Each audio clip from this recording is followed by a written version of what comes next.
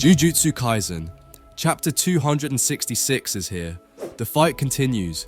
Yuji can't deliver the final blow to Sukuna, but Megumi finally fights back. Sit back, relax, and let's go through it all. The chapter starts with Yuji finally reaching Fushiguro's soul and talking to him. Megumi says, "That's enough. I wanted to create a world where Sumiki wouldn't have to suffer needlessly, or at the very least I wanted to preserve our fragile life as much as I possibly could.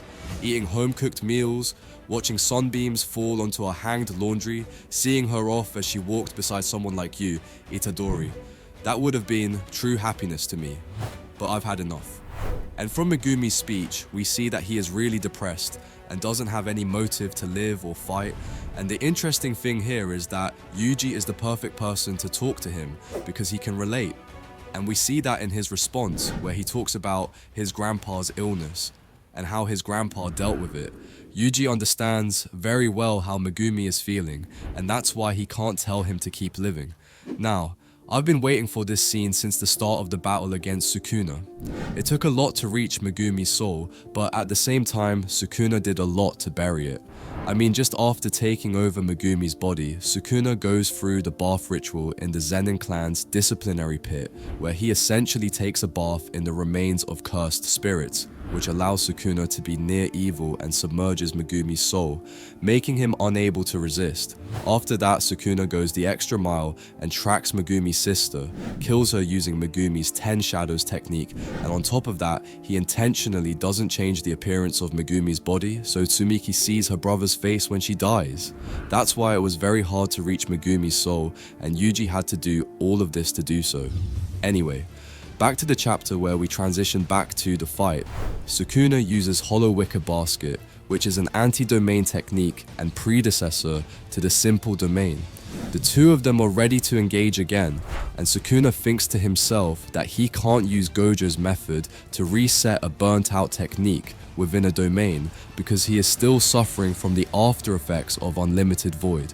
On the side, the narrator explains, in contrast to a domain where one actualizes a mental image, the output required for techniques like Hollow Wicker Basket or Simple Domain is little. It allows a sorcerer to buy time until the sure hit technique imbued within a domain hits them, but eventually, without fail, they will be overpowered. However, Sukuna is able to supplement that output by maintaining the hand sign even after Hollow Wicker Basket's activation. This allows him to continue fighting without being overpowered within a domain. And because Sukuna has 4 hands, this doesn't put him in as big of a disadvantage as you would think. Next, we get to the part that we all love about Jujutsu Kaisen, an amazing fight sequence. And I know I say this a lot, but I can't wait to see this fight animated. At the end of this sequence, Sukuna comes on top by delivering a heavy punch to Yuji, and he then says, "Who would have figured being looked down on would fill me with such rage? That being pitied would rouse such hate. What fun it will be for every other human to reap the consequences of your actions." And what Sukuna is doing here is one of the main reasons why he is one of the best villains ever. Keep in mind that Sukuna is used to being treated like a deity, and being pitied by someone like Yuji is more than insulting. And I think the way Sukuna dealt with Mimiko, Nanako, and Jogo during the Shibuya incident shows you exactly how he views himself. Essentially, Mimiko and Nanako try to negotiate with Sukuna by offering him one of his fingers in exchange for killing Kenjaku, but Sukuna just slashes Mimiko and kills her.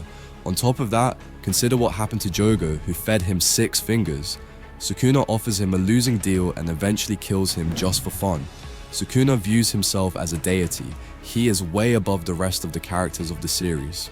And that's why he is going crazy because of what Yuji did in the previous chapter. Now, back to the chapter. Suddenly we see Kid Megumi in the alley, where Gojo met him for the first time. Megumi asks the same question he asked Gojo, but now to Yuji. Kid Megumi says, "What's with that face?" And Yuji responds by saying, "Well, it will be lonely without you, Fushiguro." And at the same time, Sukuna's leg sinks in the shadows. Sukuna is in shock as he thinks to himself, "My 10 Shadows technique stopped functioning after Mahoraga was destroyed. This has to be Fushiguro Megumi's. His soul was submerged in the bath, and yet the brat's dismantles breathed new life into it?" So, Megumi is finally fighting back, and what Sukuna just said is very interesting. Apparently the 10 Shadows technique stopped functioning after the destruction of Mahoraga, but this doesn't explain why Sukuna can't use the same trick Gojo used to recover his burnt out cursed technique. Plus, we know that Mahoraga was destroyed, but Sukuna still has the rest of the shadows. I see this as another instance of Gege giving himself the freedom to control the narrative. This is brilliant in my opinion. Gege usually doesn't set specific rules for anything, giving himself the freedom to take the story anywhere. Anyway, as Sukuna is in shock to see Megumi fight back, Yuji delivers a massive punch to Sukuna's face.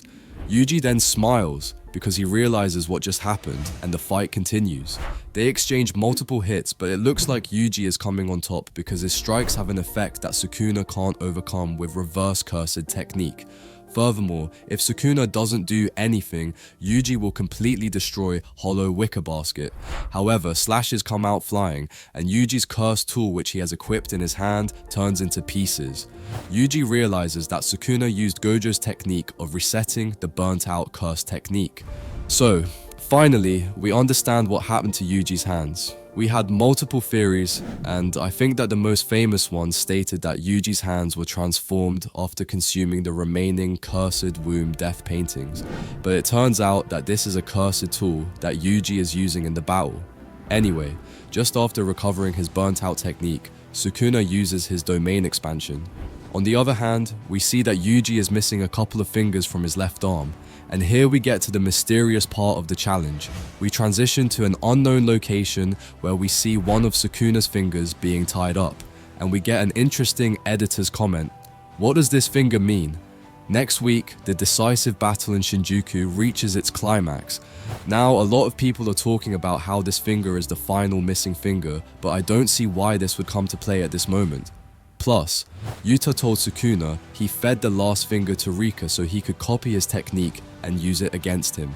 And yes, Yuta might have lied there, but I think this is Sukuna's finger inside Megumi's body. Remember that Sukuna tore off one of Yuji's fingers and forced Megumi to eat it, which allowed him to switch bodies. So, this finger is the source of Sukuna's soul inside Megumi's body, and maybe Megumi has to destroy it in order to regain control.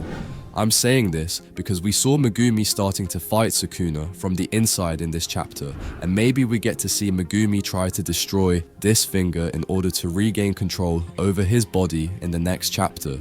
This is just my guess, so take it with a grain of salt. And unfortunately, we don't get any explanation about Yuji's domain expansion, and we're yet to learn about its sure hit effect because Sukuna was using Hollow Wicker Basket throughout the entire chapter. Another thing worth mentioning is that it looks like we won't get to see the merger, or even if we do, it will be rushed. Gege stated that he'll end the series by the end of the year, and I don't think we have enough time to defeat Sukuna and deal with the merger by the end of the year. I hope Gege doesn't rush things, and I even don't mind if the story is extended to the next year.